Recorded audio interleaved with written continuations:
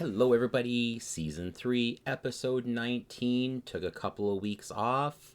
Sorry, I know I got like a fan base, I think. And so, back at it. And so the first part of the episode is kind of the story as to why I've been missing for a couple of weeks. So, listen up for that part.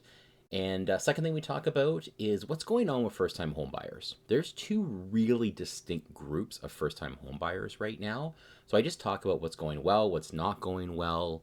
Um, is it going to get better? We talk about that. Finally, I want to talk about rent-to-owns, okay, otherwise known as RTOs. What's good, what's bad, what to look for, what to avoid. We talk about it. I've seen it go amazingly well. I've seen it go horribly wrong. So we talk about that on the episode. Other than that, let's get going. Welcome to the Green Effect Podcast. Finance, life, business, and everything in between. And now, your host, Stephen Green. Hello, everyone. Welcome to the Green Effect Podcast, Season 3, Episode 19. I got to apologize to all the people who love my podcast out there. I know I've been missing in action for 2 weeks. Let's talk about it, man, because I think it's not even so much about the market and mortgages. That has definitely picked up pace. I think the nicer weather is here. There's some stability in the market. I actually, for this week, I'll be posting on social media about consumer confidence, confidence in the real estate market. But on top of that, what's really keeping me busy is my business. And so, as most of you know, I left RBC back in January, and I'm on my own now as a mortgage agent. And the one thing I love about this job, or my transition is what I really should say, is I'm running a business. When you work for a company, and again, RBC was awesome for 12 years. I loved working there.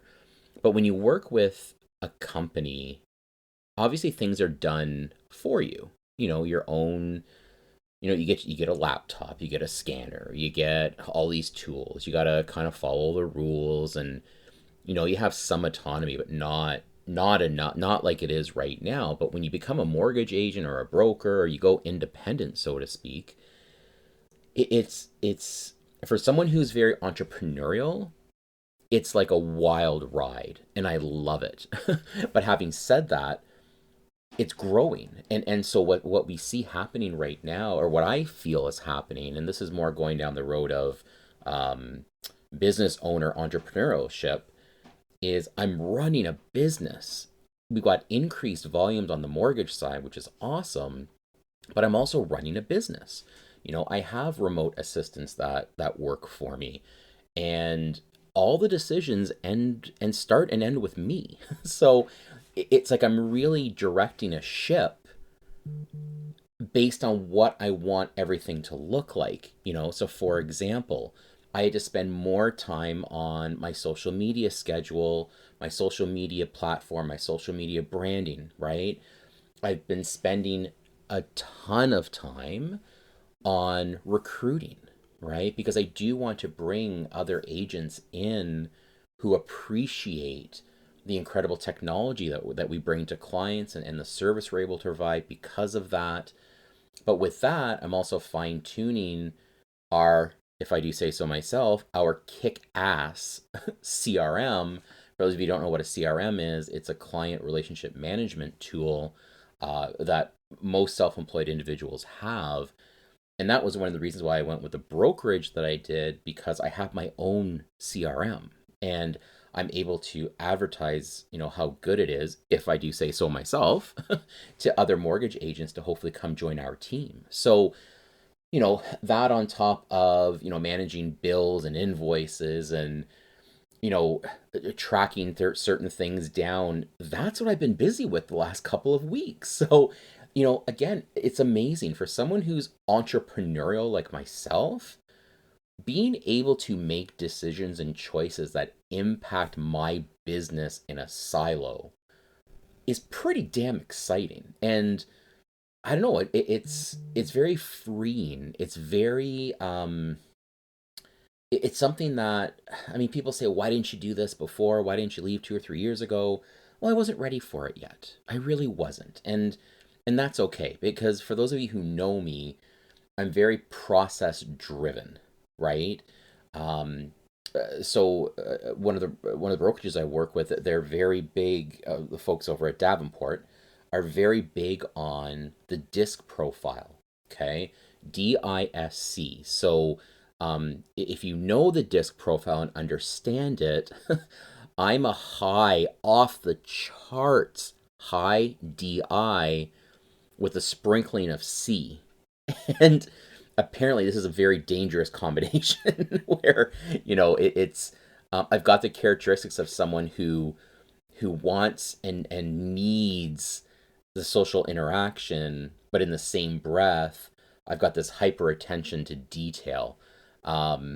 But one person said to me really well, if you're a high DI with sprinkling of C, does that make you a bit of a dick? And I'm like, I didn't think of it that way. Maybe some days, but I didn't think of it that way. So, if you want more info on the disc profile, again, DISC, shoot me an email. Definitely something you should be using if you're hiring people. I know the people we bring into our team have to do a disc profile. I need to know who we're working with. Anyway, that's what I've been busy with, everybody. It's less about the mortgages, which has definitely picked up volume in the last few weeks, but also just running a business. So it's been a lot of fun. So anyway, let's talk about what the hell is going on in the economy right now, because what a great time to be alive and try to figure out how to manage this. So we see a huge increase of first-time home buyers being kicked off the fence and trying to find out what they could be pre-approved for. And I'll be honest, it's actually a combination of two first-time home buyer types. Okay? One is the group of folks that didn't buy during the height because they couldn't get in, firm offers, crazy prices, whatever. But then there's another very distinct crowd. And this crowd, it's tough for them right now. These are the people that they're renting. Maybe their landlord is giving them notice to vacate for whatever reason. And I'm not going down that road to talk about that right now. That's a whole other can of worms, can of shit, really. But not talking about that.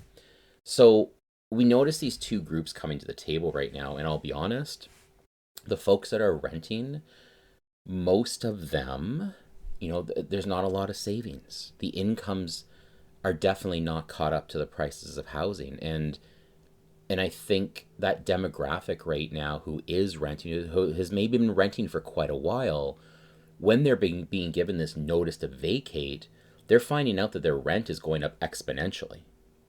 And so they're trying to find out if they can buy a house. And so we find ourselves giving a lot of advice to these first-time home buyers who have never maybe even thought about buying a house, but are now forced into the question of, can I afford it? And listen, not everybody has been prepping for this, and it's been tough. With everything so expensive, I ask questions sometimes of these first-time home buyers, both of these two groups that I'm talking about. How long would it take you to save up the next 5 or 10,000 to be able to afford the home that you want? And 9 times out of 10, they're like, it's going to be tough, and it is going to be tough, right? So I'm going to talk a moment about debt loads in households, but with everything being so expensive, household savings are deteriorating. Now all of a sudden, these folks who are being forced to maybe move, pay maybe double in rent, well, they can't afford a house either. So what's going to happen, right? So these two groups of first-time home buyers are very distinctly different, but they're the ones that are coming to the table right now on that first-time home buyer side.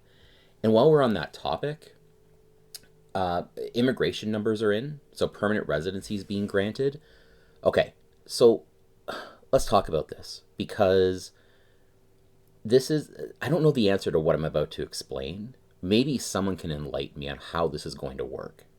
So if we have record, like I mean off the freaking charts immigration, okay? If the people that are living here already, they can't find anything. And people, and remember, I'm taking credit for this last 8, 9 months now. I've been saying this. No one's been selling, no one's been buying. Builders sure as hell aren't building. And record immigration, what are we expecting is going to happen in the economy? Okay, so I don't know the solution to a country who 100% needs immigration. We freaking need it. The country was built on it.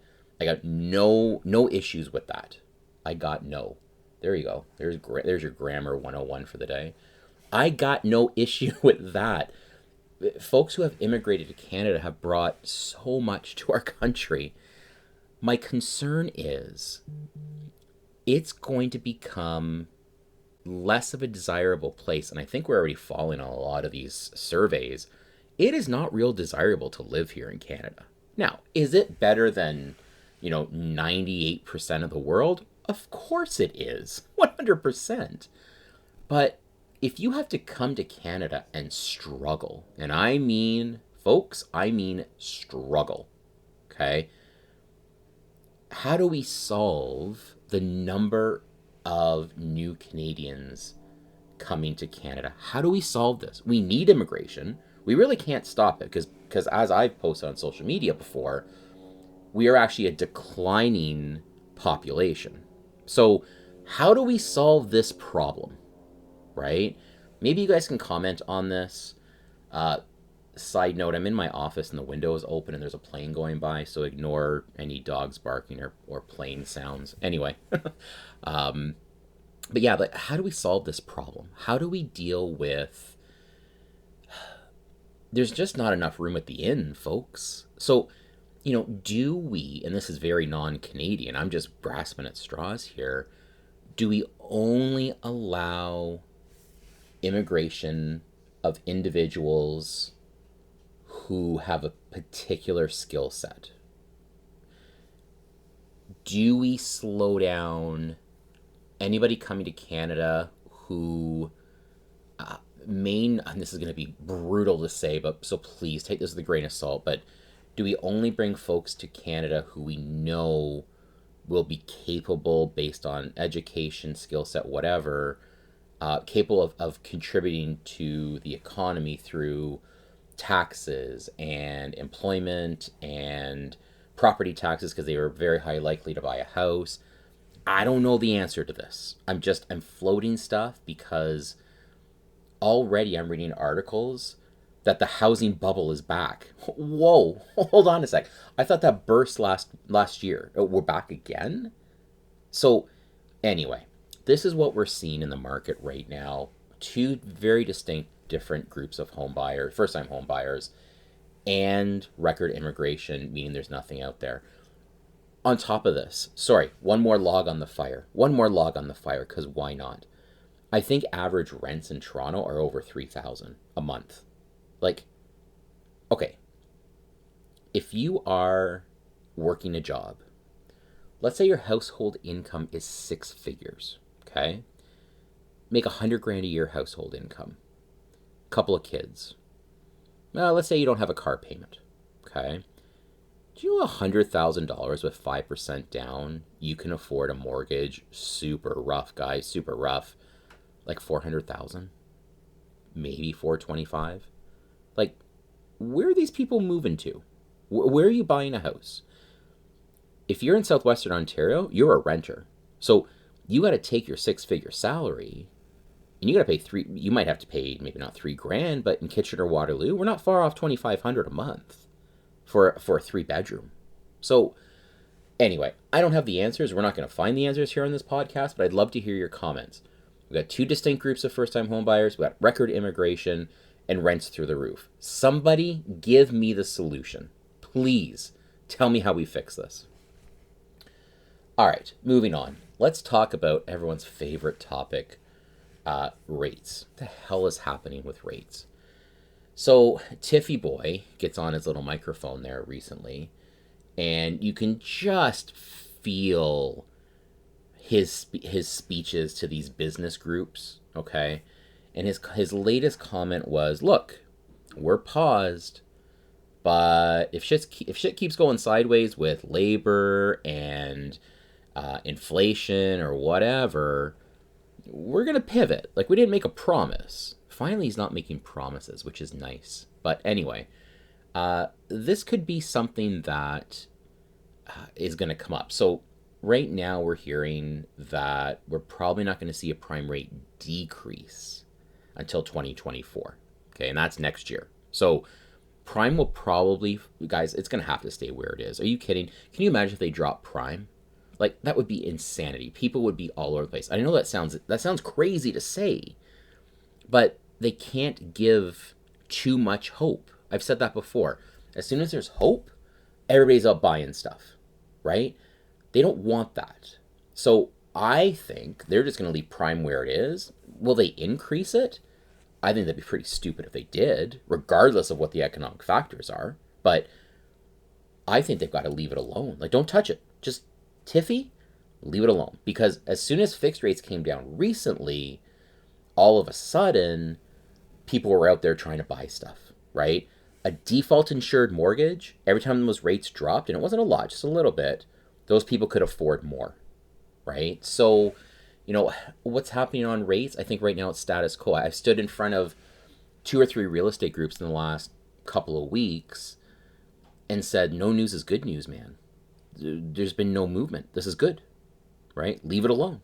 So stability is important. So we'll see what happens with rates. They have been incredibly stable the last couple of weeks, which is very, very nice, especially in mortgage world, so that you you don't have to worry about what clients are getting and stuff, from the standpoint that if there's a lot of turbulence, it could cause risk to applications and stuff like that, and even consumer confidence, of course, right? So now, on the topic of first-time home buyers and people trying to get into the market, I want to talk about one particular solution that's out there that I think is often misunderstood, has had a bad rap before, but if you understand it and it's a good fit, it's something to be considered. So let's talk about rent to own, okay, or otherwise known as RTOs. You'll hear me use the term RTOs. So, like I said, in the past, and so let's back up. There's 2 ways to do RTOs, rent to owns. Either with a private individual person, that everything gets done, kind of between 2 people, often with the assistance of a mortgage broker, or you can use a corporation also to be accessed through a mortgage agent, mortgage broker.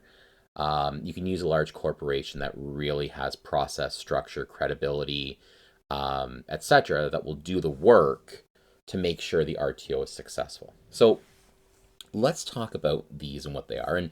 And folks, as a mortgage agent, I only use a major corporation, okay, to fulfill an RTO opportunity. Okay, I feel that way. I think it's important. Can it be done through an individual privately? Yeah, it can, and I probably would help with it under the right circumstance. But for the most part, it's something that people really have to understand. Okay, so let me explain what an RTO is and how it works. All right, and then I'm going to explain the only 3 scenarios you should be in to use an RTO to make it successful for you. Okay, so first thing, the way an RTO works is this. We have clients, okay? They fall into one of the 3 scenarios that I'll talk about in a moment, that an RTO would work wonderfully for them, okay? And again, the only time you do, not the only time, there's 3 situations, but main premise between an RTO is there is an immediate need, okay? Not a want, an immediate need, or a need based on advice you've been given or a particular property or whatever. Okay, so what an RTO is, you have clients, all right, and they want to purchase a home. for whatever reason, they can't do it immediately through traditional financing or acceptable financing, we'll say. And so what they do is, what we do is we set them up so they can buy the house that they want. Okay. However, they're not technically buying it. They are going to become tenants of this home. And we'll call it a host or an investor in this case would buy the house. Okay. They've got tenants. So the investor would just buy a regular rental property. That's all we're doing here, right? The investor would buy a regular rental property, again, facilitated by the corporation that I would use in this situation. And the individuals who are the clients would be tenants in the home to start. So there would be a lease agreement. Okay, so the owners or the investors would basically be real estate investors, and they're collecting rent, right? So for all intents and purposes, you're a tenant in the house you intend to buy. Because what happens is there is an amendment, not an amendment, a schedule attached to the lease, which is called an agreement to purchase. And what it basically says is after year 1, 2, or 3, depending on the setup, you can purchase this house for X number of dollars, which is usually somewhere around, and it depends on the market, up to and including, maybe more, maybe less, I don't know, but let's say up to 5% increase year over year to account for increasing increasing real estate prices, right? That's part of what's in it for the real estate investor as well. As well with this amendment, or not amendment, the schedule, is they say every rent payment you make, you pay an extra, say $500. I'm just making that up. Could be 3, could be 8, whatever. But you're paying an extra, a little bit extra, that goes as a rent credit. And that's not rent that you're paying. That's structured savings towards your down payment. Because to get into the RTO, to be accepted into the program, you got to have at least 3% down, because they want to make sure at the end of 1, 2, or 3 years that the combination of the rent credit you're paying every month plus the money you've put down is enough for down payment, minimum down payment, and or closing costs as well. So it's all structured and planned out. Okay. Now, where it's gone terribly wrong in the past is we had private individuals doing this, making it completely ridiculous terms. The clients would say, forget it, I don't want to buy the house anymore. And the person would basically steal their money. Okay. More so in the US. We didn't see it very much in Canada, but that's where it gets the bum rap.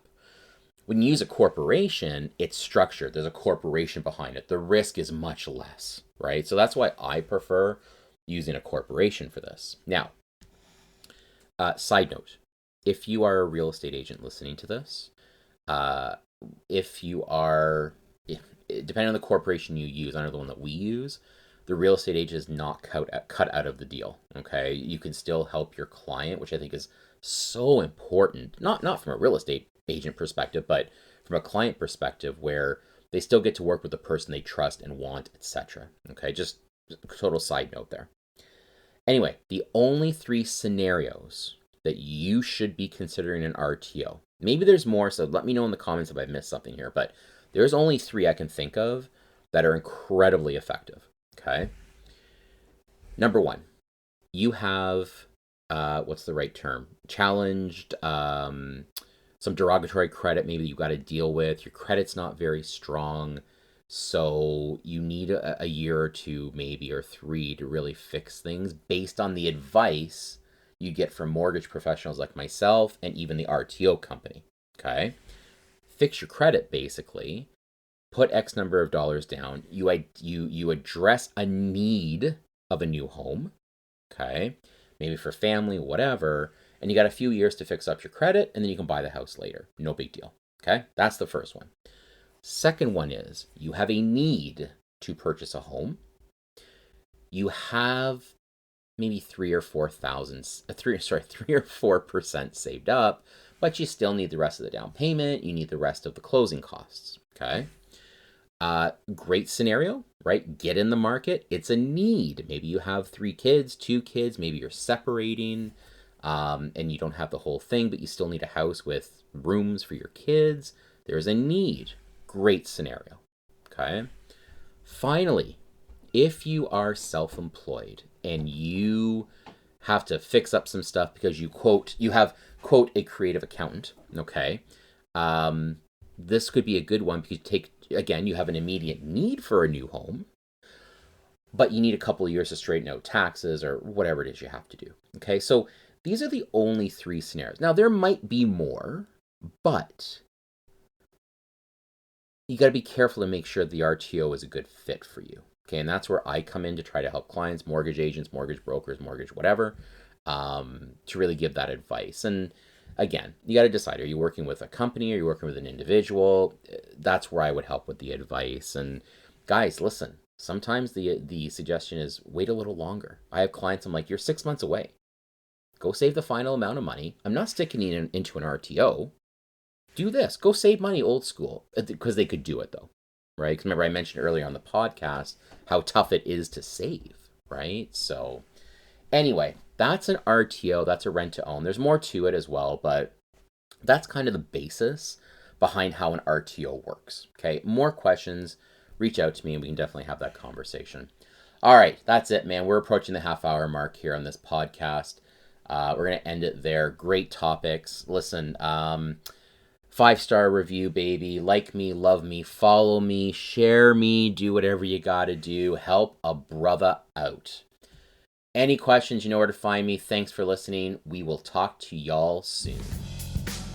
Thank you for listening to the Green Effect Podcast. Subscribe to this podcast on iTunes or Google Play so you catch the next episode. And don't forget to leave a review. Much appreciated.